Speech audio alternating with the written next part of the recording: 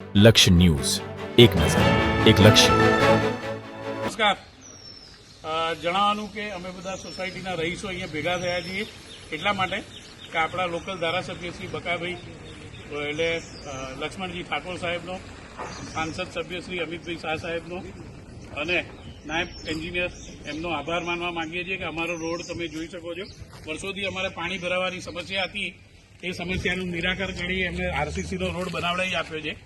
તે બદલ અમે બધા એમનો આભાર માનવા માટે ભેગા થયેલા છીએ અને એમને કહેવાનું છે કે બાજુનું બી પેવરનું કામ સત્વરે પૂરું કરી આપે, જેથી થોડી ઘણી અડચણ જે હોય, જે રોડ પરથી કોઈ ઉતરી જાય એવું એ ના થાય, અકસ્માતો નિવારી શકાય એવું ઝડપથી કામ થાય.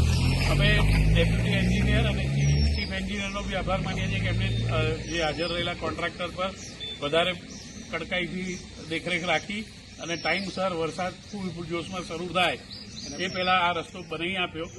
હા, અને અમે એવું ઈચ્છીએ છીએ કે 1-2 દિવસની અંદર એનું ઓફિશિયલ ઉદઘાટન કરી નાખે ધારાસભ્ય સાહેબ અને પબ્લિક માટે ઓપન કરી દે તો સૌથી સારું. ધન્યવાદ.